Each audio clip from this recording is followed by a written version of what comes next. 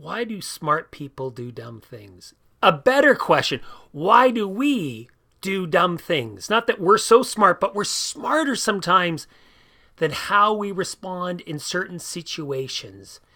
We sometimes say things we don't mean. We sometimes can't think of things we do mean. And in pressure moments, this is not rare. This is a pattern that we see over and over and over.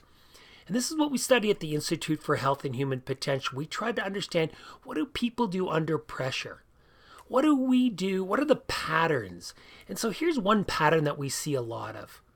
When we can't think straight, when we make mistakes, when we do dumb things. And it's because of how the brain functions under pressure. When we're under pressure, we lose critical cortical real estate and we get very narrowly focused. The reason we do that is because we're trying to save ourselves. We're trying to pass on our designer genes. And so, when we're in those situations 2,000 years ago, it's so we wouldn't get eaten. So we have to narrow our focus and not think, geez, what kind of tiger is that? No, we just need to get up that tree. And that narrowing of focus that we all experience is helpful, is adaptive for us 2,000 years ago. But in today's day and age, we're not going to get eaten. Disrespect is the new tiger. That's what we fear. And so it helps to understand how our brain works.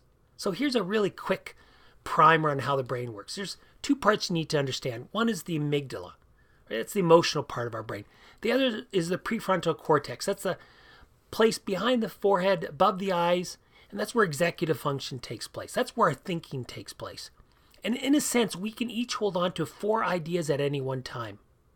So we can think of long-term memory, short-term memory, and that's where we hold on to ideas. And what we like to use at the Institute is the idea of markers.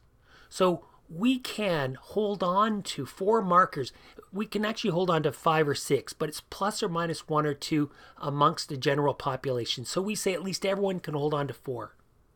So I can hold on to an idea from long term, from short term, from something that just happened, from something that happened long ago, from technical information, whatever it is.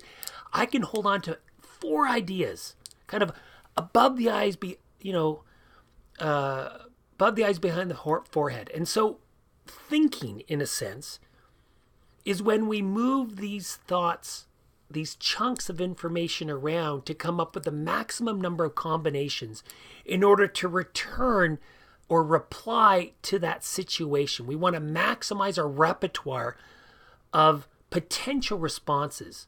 And so in a sense, when we have 4 markers, when you look at the maximum number of combinations, and if you do the math, factorial math, you'll know that we have 4 times 3 times 2 times 1. That's 24. There's 24 combinations that we have when we can hold on to 4 markers.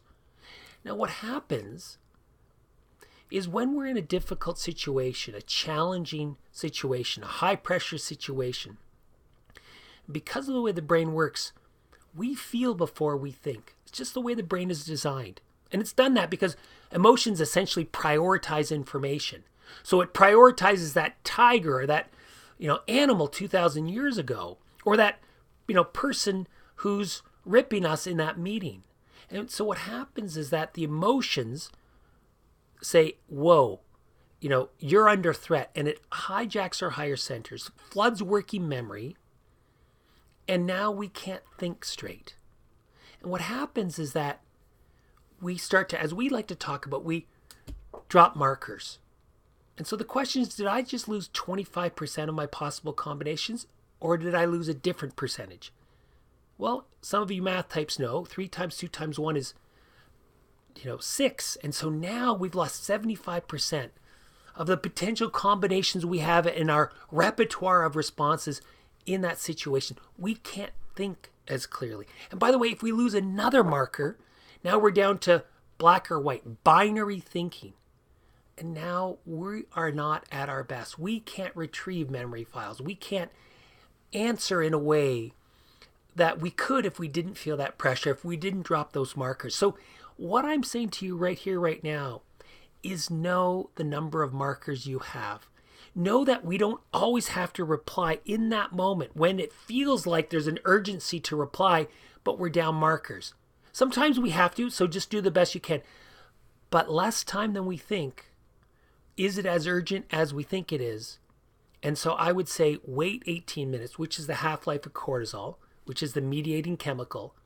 You'll get your markers back, and you'll be able to be more effective in that moment. Retrieve memory files. Listen to what other people have to say, and be closer to your best in that difficult moment. Have a great day.